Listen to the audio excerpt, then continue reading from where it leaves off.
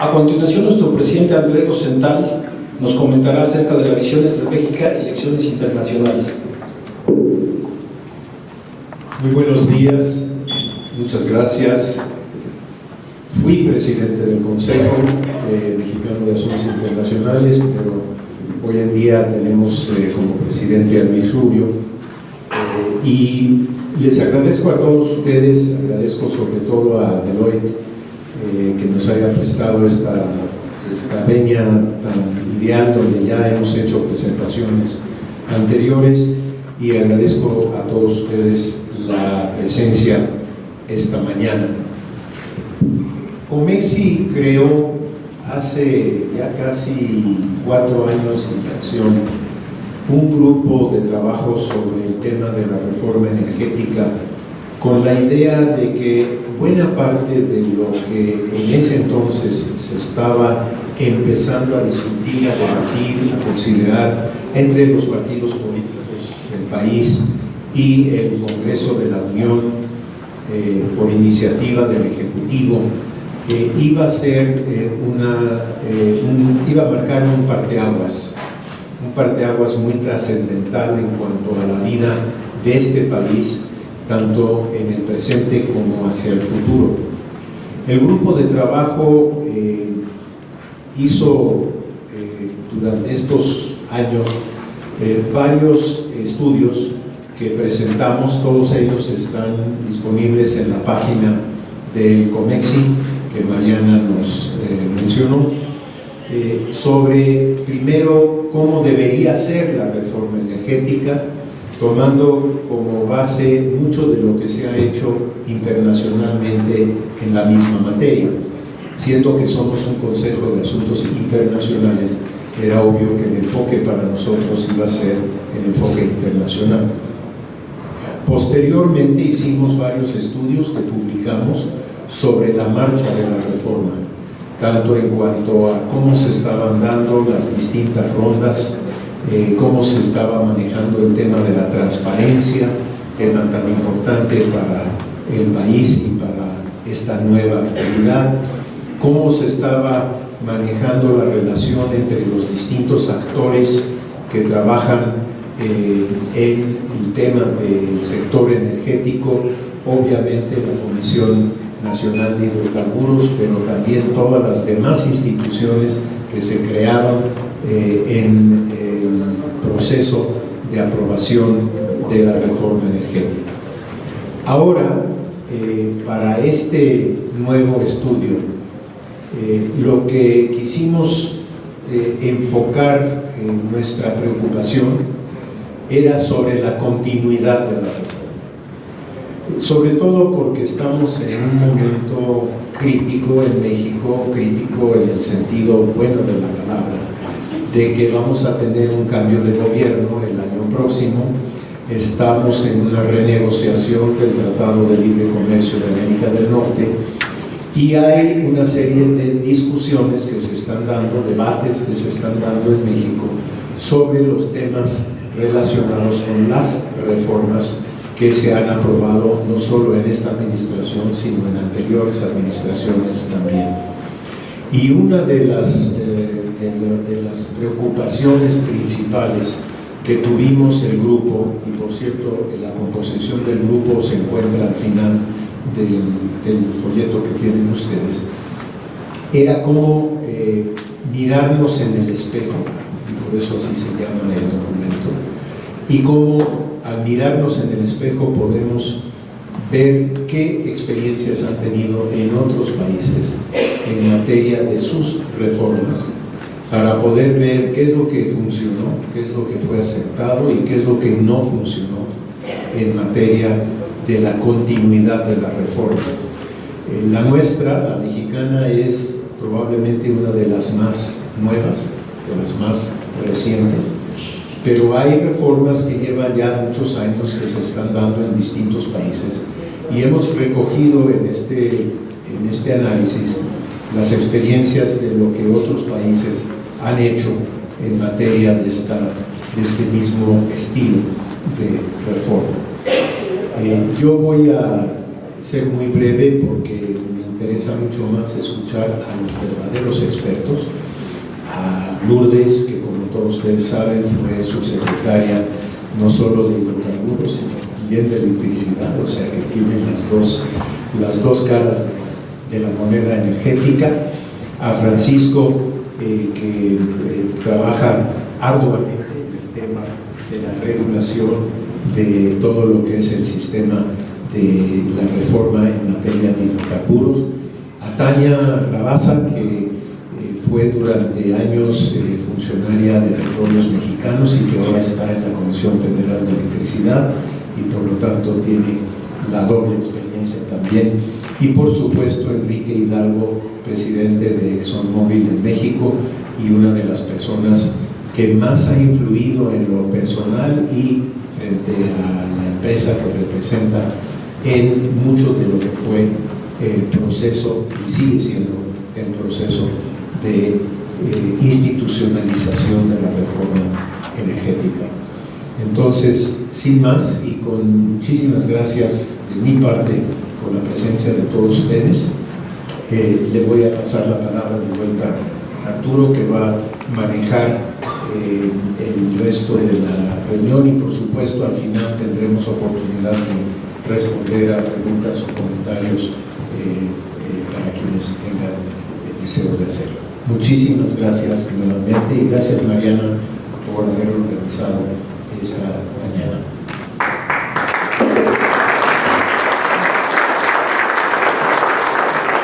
Embajador Rosenthal, muchas gracias. A continuación, el doctor Enrique Hidalgo nos platicará sobre el tema hidrocarburos. Muchísimas gracias, Arturo. Muchísimas gracias. Es un gusto y un honor compartir este panel con Lourdes, Francisco, Tania y Mariana. Muchísimas gracias por organizarnos, pero sobre todo quiero darles las gracias a ustedes por estar aquí con nosotros. Espero que encuentren la discusión interesante, y bueno, más que enfocarme en lo que dice el documento, que pues está ahí para su análisis y que ustedes nos digan qué piensen, les quiero un poco compartir cómo fue el proceso de discusión en la parte de hidrocarburos. Fue un diálogo bastante interesante que, en mi opinión, se vertebró alrededor de 5 grandes áreas. Una, la primera y la natural, tanto punto de partida, fue la potestad de los recursos y el manejo del riesgo. Y voy a entrar un poco a detalle en estas un poco más adelante. Una segunda fue el tema de la coherencia o consistencia del modelo energético con el modelo de país. Y en ese sentido, un articulador de un debate creo que se puede fácilmente demostrar de aproximadamente 3 décadas de discusión pública en México. El tercero, el rol del conocimiento, o el rol de una industria del conocimiento y la construcción de un ecosistema diverso que ayude a avanzar en el sector. Un cuarto tema fue la discusión entre renta y valor. Y finalmente, un tema que quizá es el más interesante, en mi opinión, dentro de toda la transformación que ha representado el nuevo modelo energético, es la transparencia, rendición de cuentas y visión de largo plazo. Esos 5 grandes temas vertebraron la conversación que nos ha llevado a lo largo de estos 4 años de discusiones en el grupo de energía de Comexi, y que creo que se ven reflejados en este nuevo documento. Entonces, déjenme empezar creo que la génesis natural es la amplia discusión que se llevó alrededor de 30 años. Esto puede sonar exagerado, pero desde más o menos 1984 o 1986, México empieza un proceso de transformación de su modelo económico, fundamentalmente alrededor del ingreso de México al GATT, al Acuerdo General de Tarifas, lo que ahora es la Organización Mundial de Comercio, y un proceso de apertura de la economía, una transformación de los mecanismos de toma de decisiones en el sector económico y la emergencia de cada vez mayor competencia en el país. Y esto lo empezamos a ver a lo largo de estas 3 décadas de manera creciente en distintos sectores de la economía. En algunos casos con mayor éxito, en algunos casos con mayores niveles de competencia, en otros con algunos cuellos de botella que generaban ineficiencias. Pero mientras todo esto venía ocurriendo en la economía en su conjunto, el sector energético, curiosamente, se mantenía básicamente con una óptica distinta. Mientras el modelo económico era crecientemente enfocado en una visión externa, de exportaciones y de competencia, el sector energético mexicano mantenía básicamente parámetros importantes de sustitución de importaciones, mantenía un enfoque de inversión centrado en el Estado, y empezamos, conforme vamos avanzando en ese periodo, a ver importantes retos de productividad, importantes retos de complementariedad entre el sector energético y el resto de la economía. Y esa discusión creo que fue muy interesante porque en varios momentos se discutió posibles reformas. En varios momentos se exploraron distintas maneras dentro del modelo existente de resolver las cosas. Y todos esos ejercicios no necesariamente dieron los resultados que se esperaban. Y fue en esas discusiones donde un compañero de todas estas discusiones, miembro del grupo de energía, que desafortunadamente ya no está con nosotros, Edgar Rangel, frecuentemente decía: es que no podemos esperar resultados distintos si seguimos haciendo lo mismo. Y creo que en esa frase que él traía de Einstein se encapsula una parte fundamental de esta discusión sobre la coherencia del modelo energético y el modelo económico. Creo que una medida importante de análisis de cualquier modelo energético es su coherencia con el modelo económico del país. Y mientras el modelo económico del país ha generado una verdadera transformación e industrialización del país significativa, aunque no sin ello dejar de señalar que hay importantes retos por resolverse en un sinfín de temas, es cierto que el sector energético no necesariamente representó lo mismo. Y esa parte se discute en el documento. Evidentemente es un documento corto, entonces no se hace una revisión exhaustiva de ello, pero fue parte de la discusión. El segundo tema es, dentro de esta discusión, se hablaba de, para poderle responder a las necesidades del país, el país necesitaba aumentar su capacidad de ejecución. El país necesitaba poder atraer mayor niveles de inversión y necesitaba poder enfrentar el riesgo financiero que esto representaba. Pero el reto, al fin y al cabo, en el corazón de esto era la potestad de los recursos. Entonces, la gran discusión era cómo se puede generar un modelo donde la potestad de los recursos, propiedad de la nación, se mantiene, y cómo el Estado puede mantener una rectoría al mismo tiempo que invita a la participación de todos. Y creo que esa es la discusión que lleva al punto central de transformación entre el antes y el después. Un poquito lo que Arturo nos pidió, me pidió que hiciera reflexiones del antes y el después. Y esa discusión del antes y el después, creo que fundamentalmente uno de los puntos principales están en el comparativo entre antes en términos de la potestad de los recursos y después, antes en términos del manejo del riesgo y después. En el término de potestad de los recursos no cambiaron, siguen siendo propiedad de la nación y se mantiene ese elemento protegido, esa propiedad que era totalmente protegida. Eso es algo que no cambió. Lo que sí cambió es la manera de administrar el riesgo. En el pasado, el Estado asumía el riesgo total en una industria con alta potencialidad de fracaso de los proyectos. Un proyecto de exploración tiene tasas de fracaso del 70-80%. Por esa razón, la mayor parte de los países analizados en el estudio tomaron en algún momento dado la decisión de transferir ese riesgo a terceros, compartiendo parte de los beneficios, pero sobre todo de manera que se protege los dineros públicos de estos riesgos. Y esa parte es un gran cambio porque lleva a una transformación en la capacidad de ejecución, que al fin y al cabo era uno de los objetivos que se volvían esenciales. Pasando a Un tercer gran tema de discusión fue el surgimiento de una gran revolución energética a nivel mundial. En los últimos años hemos visto una gran transformación en varias áreas tecnológicas. Y eso ha llevado a una transformación de los sectores energéticos, tanto de renovables como de hidrocarburos, de una manera significativa, y un cambio en los parámetros de quiénes son los principales países productores y quiénes son los principales países consumidores. Y mucho de esto está articulado alrededor, no nada más del manejo del riesgo, sino de la atracción de conocimiento. La gran pregunta era cómo podía México atraer el conocimiento de todo el mundo. ¿Cómo lo podía hacer de una manera segura? ¿Cómo lo podía hacer de una manera que generara beneficios para el país? Y creo que esa fue otra de las grandes temas de discusión, de la importancia de multiplicar el número de jugadores, de traer conocimiento de otras partes, pero también de que a través de una transformación de la labor del Estado permitiera un cambio significativo y creo que se refleja en un dato significativo.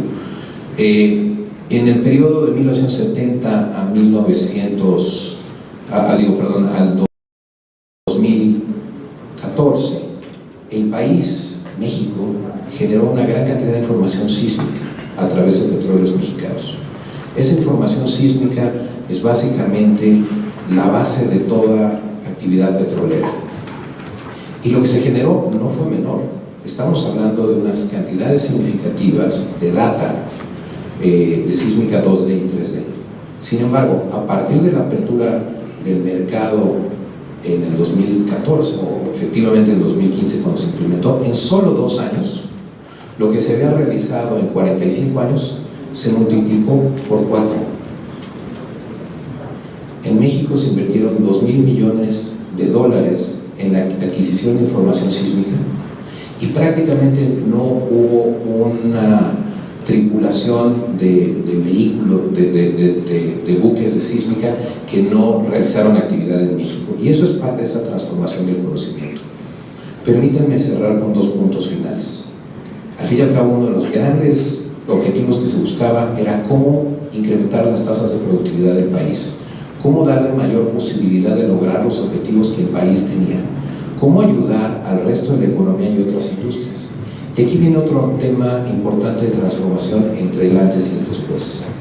Antes, el enfoque energético en México en la parte de hidrocarburos, sobre todo en la parte de exploración y producción, tenía una dimensión fundamentalmente fiscal, de captura de renta.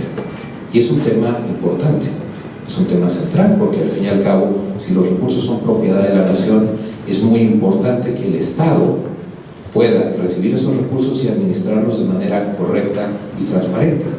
Y en ese sentido, el modelo anterior tenía un enfoque central en esto, el nuevo modelo lo mantiene, pero le agrega otra dimensión, que es la generación de valor, o la lleva a un punto más importante. No nada más en un momento dado donde las inversiones en el sector de hidrocarburos ayuden a un proyecto específico, sino que en realidad transformen las tasas de crecimiento y las tasas de producción y reduzcan el costo de transferencia de las actividades de transacción de las actividades económicas en el país.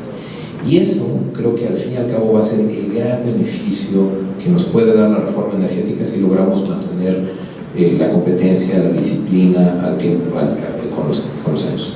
Pero quizá, y lo adelanté en un principio, lo más importante de diferencia entre el modelo anterior y el nuevo modelo se refleja en 3 dimensiones: transparencia, rendición de cuentas y visión de largo plazo.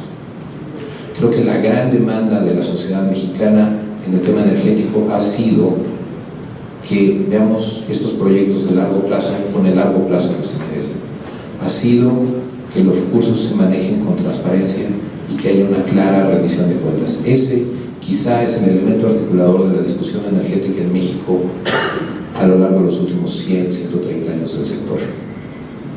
¿Cómo se logra esto? Quizá el elemento más importante fue la construcción de un complejo andamiaje regulatorio con una serie de pesos y contrapesos entre distintas áreas de la función pública que permite que cada ente regulador, cada autoridad persiga sus objetivos acorde con su misión y lo haga de una manera armónica con el resto de los otros jugadores. permite que ninguna persona tiene la capacidad de tomar por sí misma todas las decisiones. Las decisiones se toman en conjunto con otras agencias, con cuerpos colegiados, con agencias que en muchos casos tienen una visión o elementos de autonomía y de periodos escalonados que se vuelven el elemento fundamental de la transparencia. Hay una serie de otros elementos importantes en la manera como se ejecutan las licitaciones, pero quizá el punto más importante de transparencia está exactamente en ese punto. Acompañando con esto viene un claro ejercicio de rendición de cuentas, donde toda actividad se expresa de manera pública, donde cualquier persona tiene acceso a revisar los contratos, donde cualquiera puede ver el destino de la renta y cómo se van ejecutando las cosas o las decisiones de la autoridad. Quien tenga el interés puede ver las sesiones de los reguladores, quien tenga el interés puede revisar los contratos o ver los recursos que entran al Fondo Mexicano del Petróleo. Y esos elementos, sobre todo para la sociedad civil y para grupos de investigación como el COMEXI, se vuelven un elemento interesantísimo para analizar el éxito de los recursos sobre el tiempo, y yo espero que esta sea un área que COMEXI y muchos otros centros de pensamiento se le dediquen tiempo. Y dentro de esto viene una visión de largo plazo, dado que muchos de los reguladores tienen autonomía, dado que los periodos de responsabilidad van más allá de las administraciones, dado que dependen del concurso del Ejecutivo y del Legislativo, y dado que se construyen una serie de planes quinquenales y planes de largo plazo para la exploración, para el desarrollo de infraestructura y para la investigación y el desarrollo, creo que se están generando elementos importantes para dar una visión de largo plazo. Y no sin ello, no quiero dejar este tema sin resaltar la importante inversión que estamos viendo en investigación, desarrollo y becas para centros de investigación y talentosos jóvenes que, me atrevo a decir, no habíamos visto en el sector energético mexicano desde finales de los 60, principios de los 70. Creo que estos elementos que vertebraron la discusión son en sí muy interesantes, y estas son mi reflexión sobre cómo vi las conversaciones, y espero que encuentren el documento de interés. Muchísimas gracias.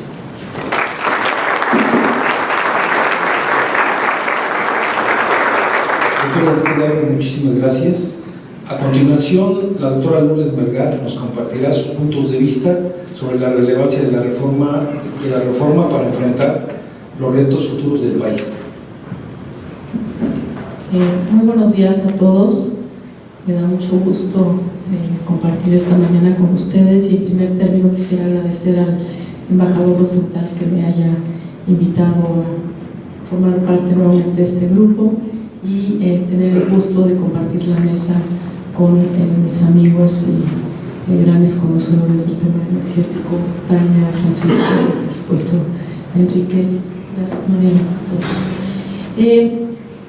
Bueno, pues como ustedes saben, este mes, el 20 de diciembre, se cumplen 4 años de que se promulgó la reforma energética, y como comentaba el embajador Rosenthal, pues tuve el privilegio de ser subsecretaria de Electricidad durante el periodo de negociación de la reforma a nivel constitucional, y en febrero de 2014 pasé a la subsecretaría de Hidrocarburos, donde ahí me tocó enfrentar otros retos que tuvieron que ver justamente con la definición de todas las leyes secundarias, impulsar la implementación de la reforma, y por eso pues tengo un cierto sesgo con relación a esta reforma.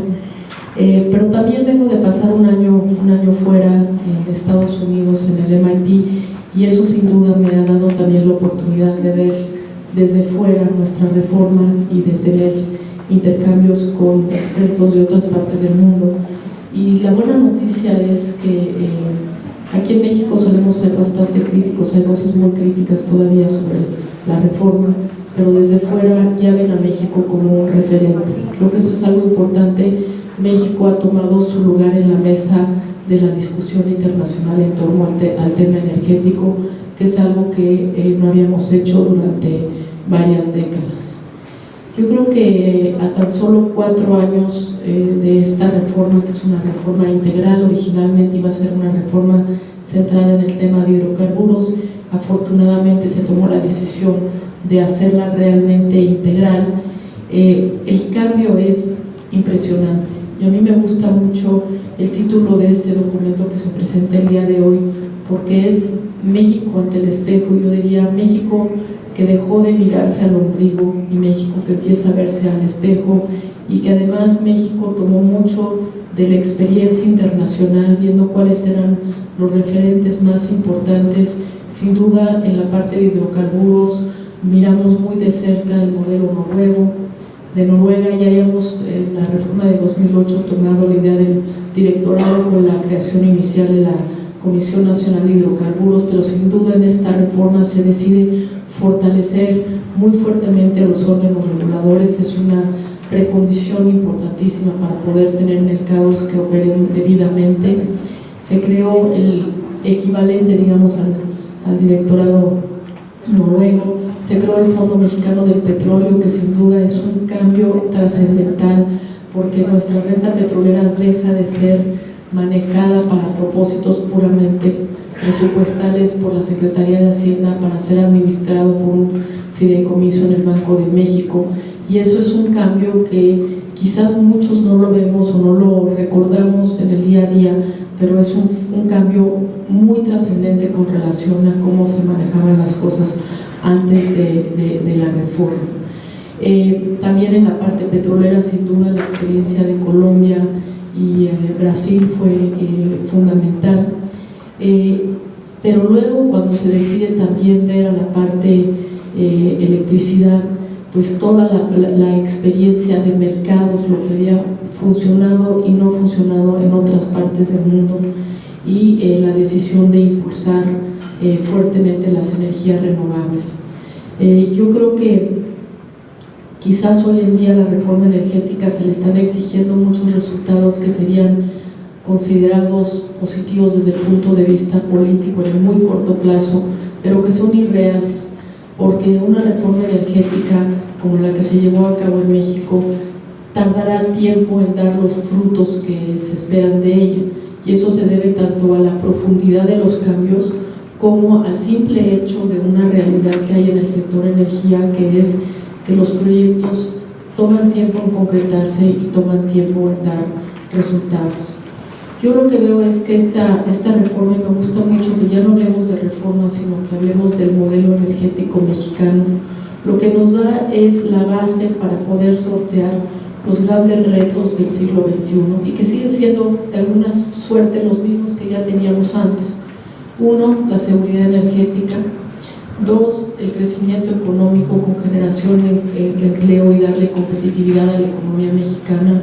Y 3, muy importante, porque sin duda sí es un tema de este siglo, que es la transición energética y la necesidad de combatir el cambio climático.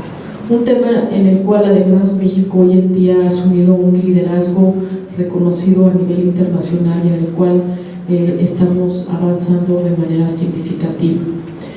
No me voy a meter mucho en el detalle, simplemente recordar algunos de los principios básicos de la reforma. Uno que ya comentó con detalle Enrique, que es justamente que los hidrocarburos en el subsuelo son propiedad de la nación. Y yo creo que este concepto, aunado al hecho de que las actividades de exploración y extracción de hidrocarburos se mantienen como elementos, áreas estratégicas en la Constitución, es un tema muy importante, porque a los mexicanos nos debe dar la tranquilidad de que el Estado sigue ejerciendo la rectoría sobre nuestros recursos petroleros, y eso es algo muy importante. Evidentemente, ya lo comenté, el tema de la creación de los mercados competitivos con reglas claras y transparentes, y eso implica el fortalecimiento de nuestros reguladores, y ya hemos visto un avance importante tanto en la CRE como en la CNH. Pero hay conceptos nuevos que se integraron en esta reforma, y hay uno que ya comentó Enrique y que creo que es algo que afuera por lo menos se le reconoce mucho a México, que es el tema de la transparencia. Hemos creado un una nueva forma de llevar a cabo la asignación de los contratos petroleros con absoluta transparencia. Nuestros órganos reguladores también son transparentes al poder seguir sus sesiones y poder tener acceso a la información. El tema de rendición de cuentas siendo tan importante, y el tema de la sostenibilidad también, que es fundamental. Yo quisiera brevemente comentar en la parte de upstream, de exploración y extracción. No me voy a detener mucho porque creo que ya Enrique ha abordado este tema. Yo lo que quisiera destacar desde el punto de vista de la seguridad energética es la importancia de que México impulse la producción de gas, particularmente de gas húmedo. El gas húmedo es fundamental para poder impulsar la industria petroquímica. Y el otro es que muchas veces se cuestiona por qué no estamos viendo más producción de petróleo. Y evidentemente venía una tendencia a la baja. Estamos llegando ya al final de esta caída y empezaremos a ver una recuperación de la producción petrolera y una restitución de reservas, pero como dije al inicio, esto es algo que lleva tiempo, y lleva tiempo no porque la reforma no sea buena, sino porque simplemente es algo que en la actividad petrolera se tarda. Las inversiones que se están llevando a cabo, los resultados en términos de producción los empezaremos a ver en 4, 5, 6, muchos más años. En el tema del midstream, del cual va a abordarlo con mayor detalle Tania Rabasa, yo solamente quisiera destacar dos temas. El primero es el del gas natural.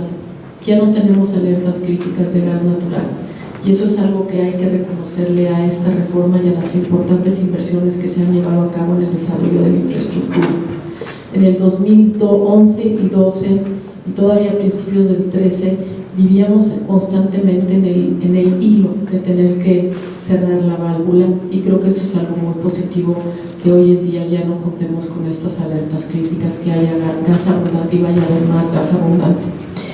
Y el segundo, que es un tema sin duda espinoso y complejo, pero es el tema del precio de las gasolinas. También aquí yo quisiera recordar que en el 2012, previo a la reforma, la gran discusión y la gran crítica que venía desde la academia al gobierno eran los enormes subsidios que había a la gasolina, que beneficiaban el 50% de este subsidio beneficiaba a los 2 deciles más ricos de la población. Entonces creo que cuando hacemos una crítica de lo que está sucediendo al liberalizar los precios de las gasolinas, también tenemos que pensar a dónde deben ir los recursos, a dónde debe ir el presupuesto del gobierno, a impulsar la educación, la infraestructura, la salud, o a beneficiar a los más ricos que puedan conducir sus suburbios. Yo creo que es un tema importante a recordar. En electricidad sí quisiera destacar que se ha pasado gracias a las subastas eléctricas, de generar 2.8 gigawatts de renovables antes de la reforma, a más, digamos, comprometidos ya con estas 3 subastas que se han llevado a cabo, 7.4 gigawatts que se estarían generando en los próximos años de generación con energías renovables. Y creo que eso es muy importante también con este tema que comentaba yo de la transición energética y la disminución de las emisiones. Y por último, yo quisiera comentar el tema de la sostenibilidad ambiental y social. Es interesantísimo ver cómo la reforma energética le ha puesto un énfasis al tema de la sostenibilidad ambiental. El año pasado, justamente el día de hoy, el 5 de diciembre, ese fue el día en el cual se llevó a cabo la ronda 1.4, que fue la de aguas profundas, y que fue a la que se le puso todo el énfasis. Pero ese mismo día se anunciaron también las áreas de salvaguarda, que es algo que se estableció en la reforma energética, que son áreas de protección donde no se puede llevar a cabo actividad de exploración y extracción de hidrocarburos. Y eso es algo también importante, porque se criticaba que la reforma iba a ser depredadora y que iba a acabar con las áreas naturales protegidas, iba a acabar con monumentos históricos, etcétera, y eso pues también es una falsedad. Hay un énfasis importante en la sostenibilidad ambiental y en la sostenibilidad social. La componente social de la reforma es una parte muy interesante, muy rica.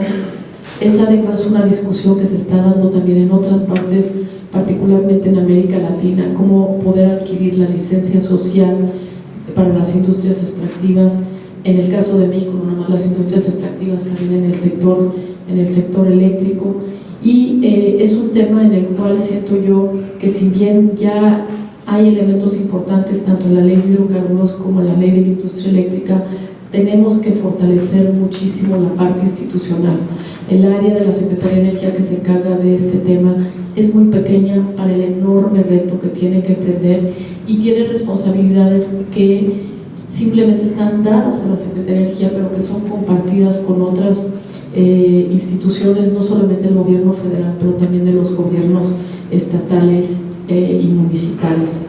Para concluir, yo quisiera mencionar algunos de los temas que creo que hay que fortalecer para que siga adelante la reforma. Y antes que nada quisiera comentar que estoy en una pequeña campaña para pedirle a todos los mexicanos que lean la reforma constitucional, la reforma energética. Creo que hay muchísima gente que habla de la reforma sin jamás haberla leído, sin saber cuál es su contenido, sin saber cuál es este modelo. Y creo que no solamente hay que leer los 3 artículos constitucionales, sino los 21 transitorios para entender cuál es este modelo.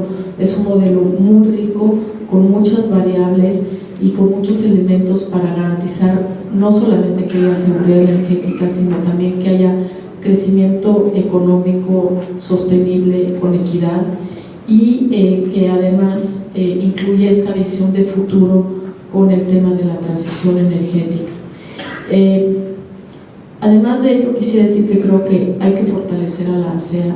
Es algo importante. La ASEA va a tener que tomar decisiones difíciles en ciertos momentos, y el esquema y la forma en que está integrado la ASEA es uno que quizás había que reconsiderarse, de la misma manera que creo que hay que fortalecer a la CONACENUSA, la Comisión Nacional de Seguridad Nuclear y Salvaguardas. El tema nuclear no se abordó abiertamente en la reforma, independientemente de que México decida o no ampliar su capacidad de generación nuclear. Es importante abordar este tema por temas de seguridad. Es indispensable para el éxito de la reforma fortalecer a Pemex y a la Comisión Federal de Electricidad, pero creo que hay un gran énfasis que hay que poner en Pemex. Y en el caso de Pemex, yo sí quisiera subrayar también que muchas veces injustamente se acusa la reforma de la situación de Pemex. Hay que tomar en cuenta que hubo una caída del precio del petróleo del 75%, que afectó no solamente a Pemex, sino a todas las empresas petroleras en el mundo. A cualquier empresa que le digan mañana recortas el 75% tu presupuesto, pues no es una cuestión muy positiva.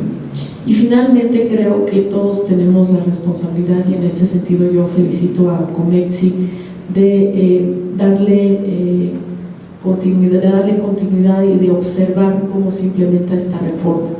Antes de querer cambiar todo, creo que hay que ver qué éxito tenemos con esta reforma, entenderla, conocerla, seguirla confrontando con los marcos internacionales para asegurarnos que el modelo mexicano siga siendo un modelo competitivo y un modelo que nos permita enfrentar los retos del futuro. Muchas gracias por su atención.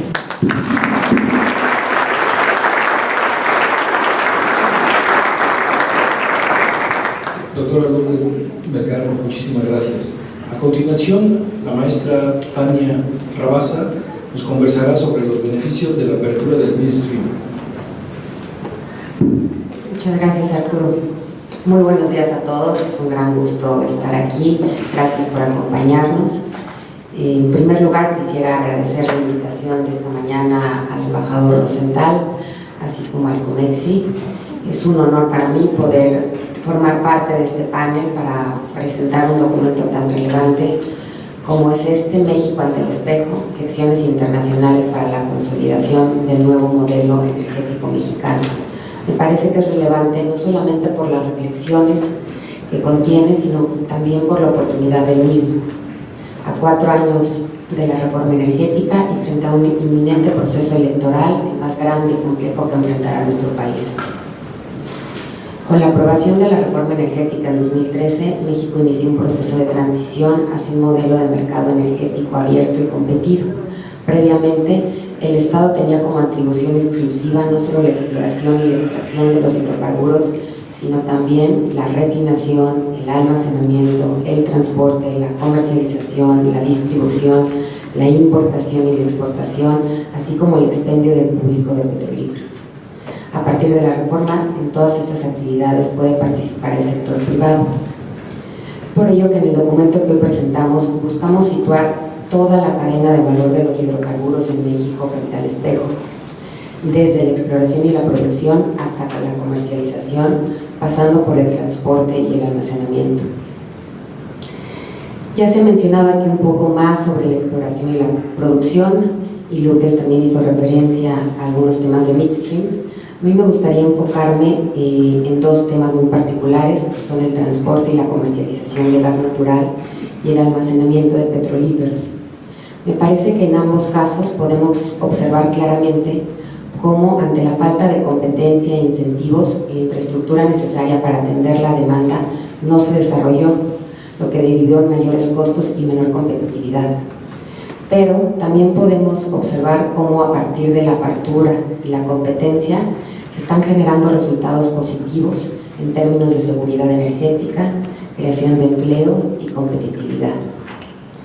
Empezando primero por el caso del transporte y la comercialización de gas natural. Creo que aquí un referente que nos ayuda mucho es el caso de los Estados Unidos de América, donde la desregulación tomó mucho tiempo. Desde 1938, a través de la publicación del Natural Gas Act, después de 54 a 78 se trataron de imponer precios máximos al valor del gas natural, los cuales trajeron como consecuencia una crisis en la oferta del gas. No fue sino hasta la publicación de la Orden 636 de la Federal Energy Regulatory Commission en 92 que se separó por completo la molécula del gas del transporte y por lo tanto se creó un mercado sumamente competitivo. En México, la demanda del gas natural ha crecido de manera constante, mientras que la oferta ha declinado. Me parece que hay dos factores fundamentales que explican este desfase.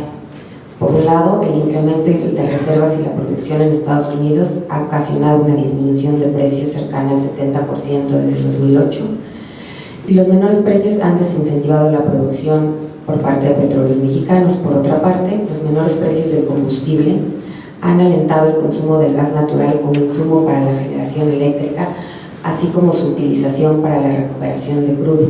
Esta tendencia se ha combinado con una política de construcción y reconversión de plantas eléctricas basadas en gas natural, dado que se trata de un combustible mucho menos contaminante.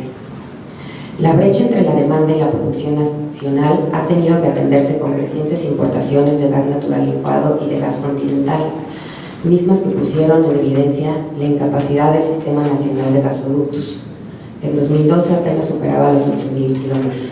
Como referencia, en Estados Unidos, su red de gasoductos alcanza los 480.000 kilómetros.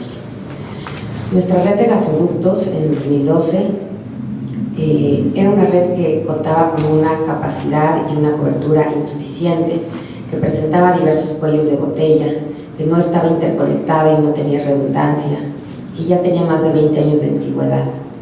Esto ocasionó en 2012 las alertas críticas que ya mencionó Lourdes Melgar, que en ese año tuvieron un costo para el país de aproximadamente 1.500 millones de dólares. Gracias a la inversión en la construcción de gasoductos por aproximadamente 23.000 millones de dólares, la red de gasoductos en México prácticamente se duplicará para 2018, alcanzando los 23.000 kilómetros. Esta nueva infraestructura le permitirá al sector industrial, así como a la CFE, tener acceso a combustibles más baratos. Esto es particularmente relevante, ya que el valor del combustible representa el 75% de los costos de generación eléctrica, por lo que tener acceso a combustibles más baratos tiene un impacto significativo en el costo de la electricidad, así como en los procesos industriales. A partir de la construcción de la infraestructura para el transporte de gas natural, así como la creación del Senagas y la cesión de contratos de Pemex, se estableció un nuevo mercado de transporte, a partir del cual también se inició el desarrollo de un mercado de moléculas. De esta forma, Pemex ha dejado de ser el único jugador y otros actores relevantes comienzan a ofrecer servicios de transporte, así como de comercialización de gas natural.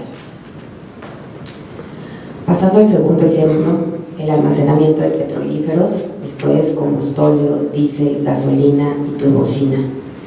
Uno de los principales retos que enfrentamos es procurar el abasto de insumos energéticos que demandan las actividades productivas con suficiencia, continuidad, calidad y a precios competitivos.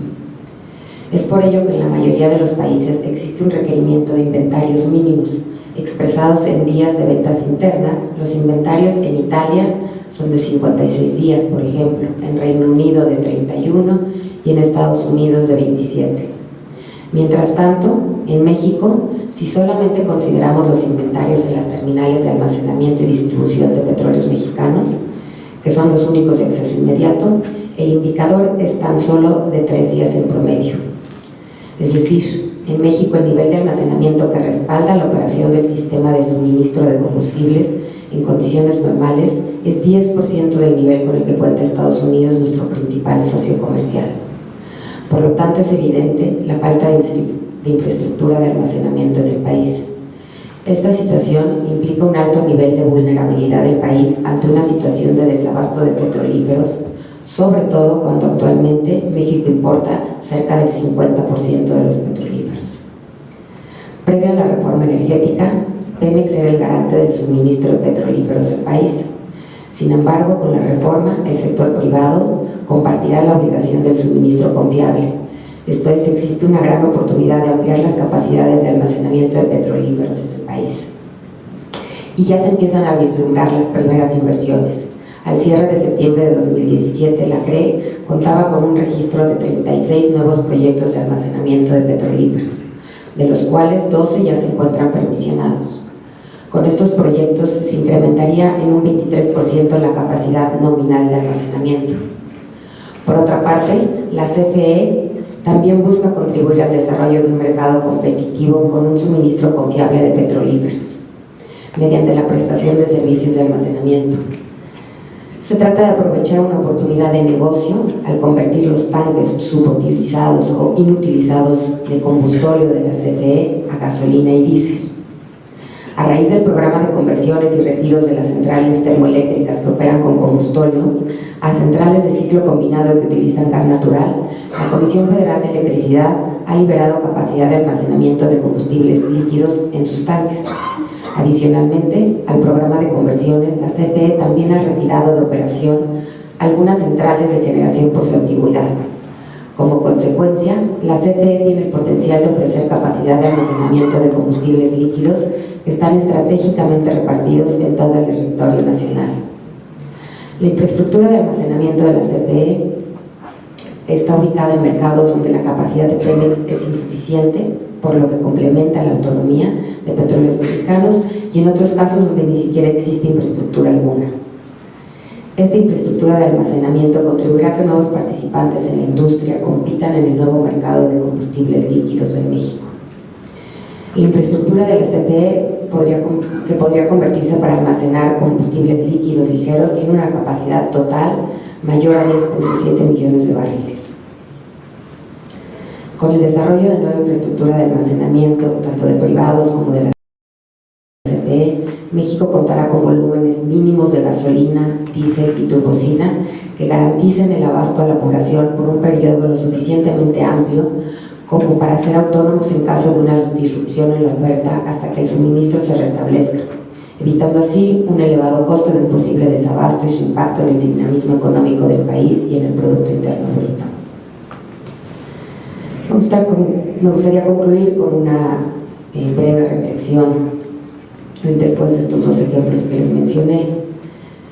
Creo que los países se reconocen no solo por su historia, sino también por sus proyectos.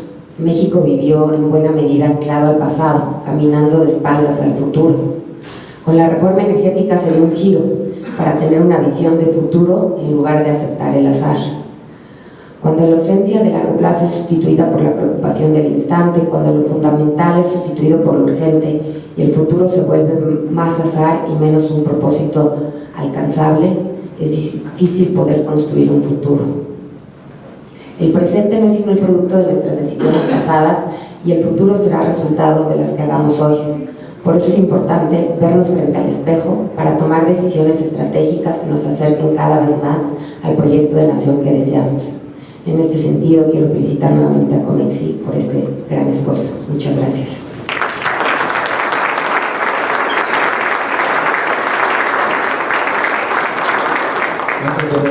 Muchas gracias. A continuación, el maestro Francisco Salazar nos conversará acerca de la importancia estratégica del sector energético para México. Buenos días, muchas gracias Arturo, muchas gracias embajador Rosenthal, muchas gracias a Comexi primero por la invitación a participar dentro del grupo de energía y después para elaborar este documento que me parece sumamente relevante porque contrasta lo que son diversas experiencias internacionales con lo que es el nuevo modelo energético mexicano y llega a la conclusión fundamental que es importante consolidar. La reforma lo que hizo fue precisamente elaborar un nuevo esquema en el que se puede desarrollar el sector energético. Y al respecto yo quisiera hacer solamente un par de reflexiones porque creo que lo importante ya ha sido dicho previamente por Enrique, por Lourdes y por Tania. Lo primero que quisiera decir es que el sector energético es el sector más importante de cualquier economía. El sector energético es el corazón económico de cualquier país. No hay ni una sola otra actividad económica que influya tanto o que permee tanto en la actividad económica del país. Ni siquiera el sector telecomunicaciones. No hay actividad alguna que pueda vivir sin energía, absolutamente ninguna. Por eso el sector energético es el más importante. Puede ser que en términos de Producto Interno Bruto agregue quizá menos del 10%, sin embargo está presente en el 100% del Producto Interno Bruto de la economía del país.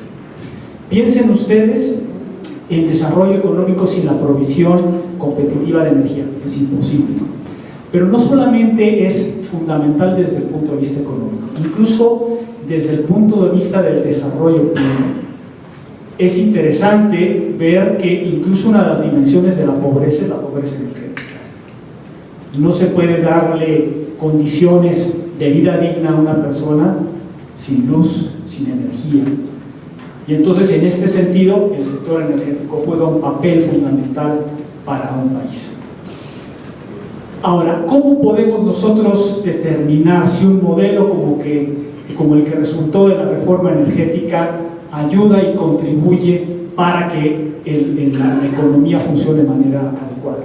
Permítanme dar 3 elementos de juicio que son los que están en la base o los que deberían de estar en la base de cualquier política energética que tenga sentido. El primero es la seguridad energética. El segundo, y ya los mencionó de alguna manera Lourdes, el segundo es la competitividad y el tercero es la sustentabilidad. Cualquier modelo energético tiene que ser juzgado a la luz de estos 3 elementos. El modelo anterior claramente no satisfacía ninguno de los 3. No nos garantizaba el suministro, las alertas críticas que mencionó Lourdes son un buen ejemplo, los 2 o 3 días de almacenamiento que mencionaba Tania son otro ejemplo, los cortes que tuvimos en numerosas ocasiones en el suministro de combustibles era un ejemplo de ello. Entonces el modelo anterior no nos garantizaba la seguridad energética. Ciertamente tenía responsables únicos. Comisión Federal de Electricidad y Petróleos Mexicanos eran los responsables únicos de la seguridad energética. Y en ese sentido, un reto del nuevo modelo energético es cómo poder coordinar a distintos actores para garantizar la seguridad energética. Pero en el modelo anterior no se garantizaba y lo que se prestaba de seguridad energética era carísimo, era bastante caro. ¿Por qué? Por las ineficiencias propias de las empresas del Estado que estaban en un modelo de ausencia de competencia. Segundo elemento de juicio, competitividad. El modelo anterior era competitivo, claramente. Teníamos en el sector eléctrico de las tarifas o de los precios de electricidad más elevados. En el sector hidrocarburos en ocasiones teníamos precios bajos, pero eran artificialmente bajos, no eran competitivos. Durante mucho tiempo, lo mencionó Lourdes, las gasolinas estuvieron subsidiadas. Estos subsidios llegaron hasta ser el nivel de los 5,000 o 6,000 millones de dólares. Afortunadamente ahora ya no tenemos estos subsidios y tenemos precios competitivos, no necesariamente bajos, pero tenemos precios competitivos.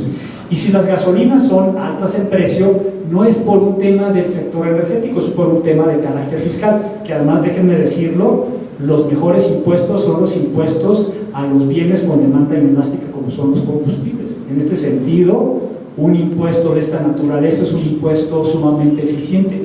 Y ahora que Estados Unidos está en esta discusión de su reforma fiscal, más nos vale que nosotros pensemos en impuestos al consumo y no en impuestos sobre la renta. Probablemente tendremos que hacer una modificación en los impuestos sobre la renta y tendremos que pensar en impuestos sobre el consumo, que son mucho más eficientes y no afectan la competitividad de una economía. Tercer elemento, éramos sustentables, claramente no. México, junto con Argentina y con Bolivia, eran los países con la matriz energética más fosilizada de América Latina. Gracias a la reforma energética y gracias al nuevo modelo, tendremos que más del 50% de la nueva capacidad que se tendrá que instalar, que es una capacidad relevante, porque al día de hoy tenemos alrededor de 65 gigawatts de capacidad. Para el 2040 tendremos que tener mucho más del doble de esta capacidad, y lo interesante es que de toda esta capacidad adicional, más de la mitad provenirá de energías limpias. Y esto le permitirá a México poder cumplir con el objetivo que se ha puesto de reducir hasta en un 25% las emisiones sobre su línea base. Esto le permitirá cumplir que para el 2024 tengamos un 35% de energías limpias en la base de la generación del sector eléctrico. Estos son los tres elementos con los que tenemos que juzgar un modelo del sector energético. Me parece que la reforma, a través de dos mecanismos, nos permitirá cumplir con estos principios. ¿Cuáles fueron estos dos mecanismos que trajo el nuevo modelo energético? Primero, la introducción de competencia, un cambio profundo en la organización industrial, un cambio profundo en la arquitectura del mercado, un cambio que no solamente se trató de permitir la inversión privada, sino un cambio que promovió la competencia, que eliminó monopolios y que desintegró verticalmente a los jugadores dominantes, porque no se trataba solamente de eliminar el monopolio, se trataba también de quitar el poder de mercado que tenían los dos jugadores dominantes, tanto Pemex en el sector de hidrocarburos como Comisión Federal de Electricidad en la parte eléctrica. Y el segundo gran cambio que trajo la reforma es un cambio fundamental en la arquitectura institucional. Un cambio que implicó, en primer lugar, un fortalecimiento de los órganos reguladores en sus distintas dimensiones. Primero, en su naturaleza jurídica, desde una naturaleza en la que a nivel constitucional se establece su autonomía. Segundo, un cambio que les dio más atribuciones. Tercero, un cambio que les garantizó recursos. Y cuarto, un cambio que garantizó su estabilidad frente a los ciclos políticos y los cambios de administración. Pero no fue solamente ese cambio, también hubo un cambio importante por la introducción y la creación de dos operadores independientes en dos sectores fundamentales. En el sector eléctrico, con la independización del CENACE, del Centro Nacional de Control de Energía, y en el gas, con el CENAGAS, con la creación del Centro Nacional de Gas. Estos dos operadores independientes garantizan que en estas dos actividades en donde hay redes que pueden tener características de monopolio natural, haya acceso abierto y haya trato equitativo para todos los jugadores. Y el otro punto también referente a la modificación institucional es, y no se puede dejar a un lado, lo mencionaba, ¿no?, es la creación del Fondo Mexicano de Petróleo. Yo mencionaba tres criterios que, fíjense, es interesante. Cuando empezó la discusión de la reforma, todo el mundo se centró en la discusión del petróleo. Pero la discusión importante era sobre el impacto que tiene el sector energético sobre la economía. De hecho, esto fue muy evidente a los primeros años después de aprobada la reforma. Cuando cayeron los precios del petróleo, quedó en evidencia la importancia de la reforma, por dos razones. Primero, porque, como decía Enrique, permitió hacer ver que los riesgos ahora ya no solamente los corre el Estado, sino que eventualmente lo podrán correr los jugadores privados. Ya no será solamente nuestro dinero público el que estará en riesgo frente a las disminuciones de precio. Pero de otra manera, la otra cosa que hizo la caída de los precios es poner en evidencia que el corazón de la reforma estaba en la competitividad del sector energético. no necesariamente en la aportación de recursos que en su momento trajo la renta petrolera, pero que no necesariamente iban a estar ahí. Y esto es muy importante. Y el otro punto que me parece fundamental es que también le dio a la Secretaría de Energía una mayor serie de facultades en la definición de política energética, que son fundamentales, y ahora se acaban de mencionar algunas de ellas. Por ejemplo, la seguridad energética es ahora una de las funciones más importantes que tiene la Secretaría de Energía. Esta coordinación que tiene que hacer de los distintos actores privados para, en sustitución de un monopolista, poder garantizar el suministro, uno de los tres principios de cualquier política energética. Déjenme simplemente terminar con algunos números que me parecen relevantes. Y son los números que tienen que ver con lo que se tendrá que invertir en el sector energético para poder satisfacer el crecimiento de la demanda. En términos generales, distintas evaluaciones han llegado a la conclusión que se requieren entre 30.000 y 40.000 millones de dólares al año. De esos 30.000 o 40.000 se podría decir que más o menos una tercera parte corresponden al sector eléctrico y 2/3 partes corresponden al sector de hidrocarburos. La pregunta que yo hago es la siguiente: si no se hubiera hecho la reforma energética, ¿de dónde habrían salido esos 30.000 o 40.000 millones de dólares? No hay forma, no habría forma. Piensen ustedes simple y sencillamente en el presupuesto que tiene al día de hoy, por ejemplo, la Secretaría de Desarrollo Social. En términos de dólares serán aproximadamente unos 5.000 millones de dólares. Una sola secretaría implica mucho menos de lo que se tiene que invertir en el sector energético. Gracias a la reforma, México ahora también puede destinar los recursos productos de los impuestos a actividades en donde el costo de oportunidad social es mucho más relevante. Y el sector privado puede hacerse cargo de las inversiones en un sector que es fundamental para la economía y que requería de una modernización muy profunda. Pues con esto termino mi intervención y nuevamente agradezco la invitación del COMEXI a comentar este documento. Muchas gracias.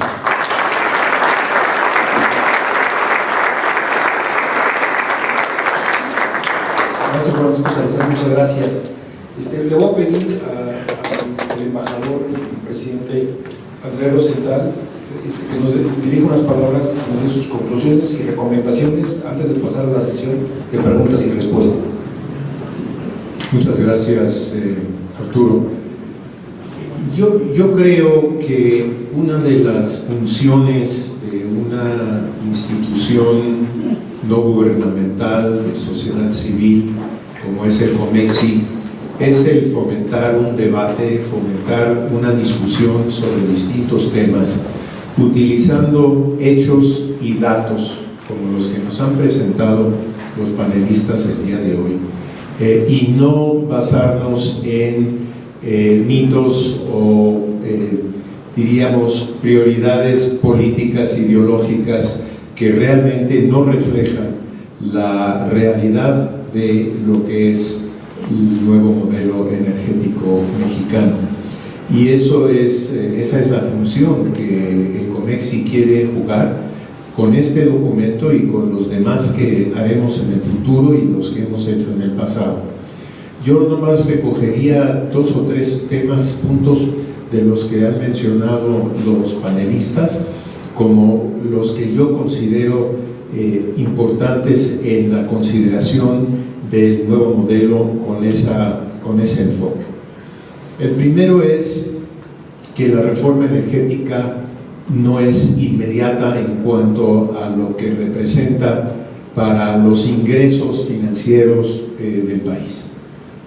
A diferencia, por ejemplo, de la reforma de telecomunicaciones, en que llegó a México un jugador que está aquí arriba, AT&T, y que casi inmediatamente bajaron los costos para nosotros los consumidores en forma dramática y nos afectó de forma muy positiva al bolsillo. El tema de la reforma energética es mucho más de mediano y de largo plazo. Entonces, hay que cuidar el que se juzgue el éxito de esta reforma sobre la base de resultados inmediatos. Sin embargo, tampoco hay que dejar de ver que sí hay ya resultados inmediatos. hay resultados en materia de empleo, de gente que ya está trabajando en distintos aspectos de la exploración y la explotación de los hidrocarburos, el tema del eléctrico, el tema de la infraestructura que se está construyendo en México, de tubos y de otras cosas que ya están en marcha y que ya representan un beneficio para la economía del país. Ya se mencionó que se van a requerir una cantidad muy grande en los próximos años para poder seguir detonando esta inversión en el sector, pero ya hay resultados concretos. Y el COMEXI está participando junto con algunas de las asociaciones del sector energético en una campaña que vamos a lanzar a opinión pública muy próximamente sobre cuáles han sido esos beneficios de hoy, los que podemos contabilizar hoy, que incluyen, entre otras cosas, la competencia en el expendio de gasolinas, el tema de la construcción de la infraestructura, el empleo en aquellas empresas que ya han ganado subasta, etcétera, ¿no? El segundo tema que quiero resaltar es el tema del Pemex. Se maneja mucho una especie de, que yo considero una falsedad, de que Pemex está sufriendo por la reforma energética, que gracias a la reforma energética de alguna manera Pemex no le está yendo tan bien como le estaba yendo antes. Y obviamente, como ya ha dicho muy bien Francisco y lo dijo también Lourdes, eso no es cierto, simplemente es una falacia. La reforma tuvo, entre otros objetivos, el objetivo de fortalecer a Pemex, de darle a Pemex la posibilidad de competir en un nivel parejo con los nuevos actores que llegaran al participar en el sector energético de la parte de hidrocarburos. Y ya Pemex se está beneficiando de ello con los farm outs y con las asociaciones que ha hecho con empresas muy importantes internacionales de hidrocarburos, y que también le dará a Pemex no solo acceso a tecnología, sino también la posibilidad de competir nacional y mundialmente como una de las importantes empresas nacionales petroleras. Entonces, esa falacia de que Pemex sufre o le ha ido mal gracias a la reforma y al nuevo modelo energético mexicano es algo que hay que quitar un poco de la mente. Francisco habló mucho del fortalecimiento del sector desde el punto de vista institucional. Se crearon muchas instituciones con la reforma energética. Unas están funcionando a pleno vapor, la Comisión Nacional de Hidrocarburos y la Senagas y otros todavía no han dado, como decía Lourdes, del todo de lo que deben dar, pero la importante tarea que tenemos como país es fortalecer esas instituciones, darles la autonomía que necesitan para que puedan funcionar, no con parámetros políticos, sino con parámetros técnicos en comparación con lo que pasa en el resto del mundo en ese sector.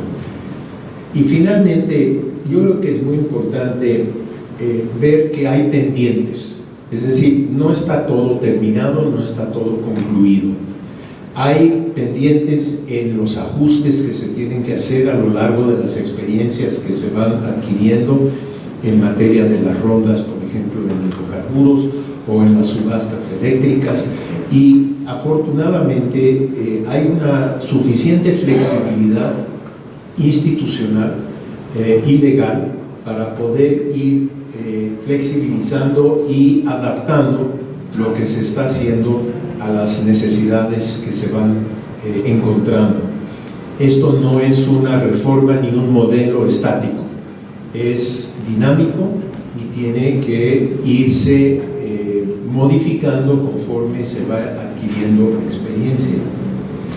Por ejemplo, ustedes habrán leído en la mañana en primera plana que hay 4 ductos que están parados por una serie de amparos que ejidos han promovido y que en algunos casos llevan meses de haber paralizado la operación, la construcción de ductos que son muy importantes para abastecer a las distintas partes de la operación cotidiana del sector. Ese es un tema que hay que todavía ver qué es lo que se puede hacer, porque todo el tema de ordenamiento territorial y del papel que juegan en nuestros sistemas, donde los recursos del subsuelo son de la nación, pero la tierra sobre la cual se trabaja son de o propiedad privada o propiedad comunitaria. Entonces, ese es un tema todavía que está, yo diría, en la columna de pendientes. Y hay otros también, que seguramente la propia Comisión Nacional de Hidrocarburos, la Secretaría de Energía y otras instancias irán adaptando conforme a la necesidad.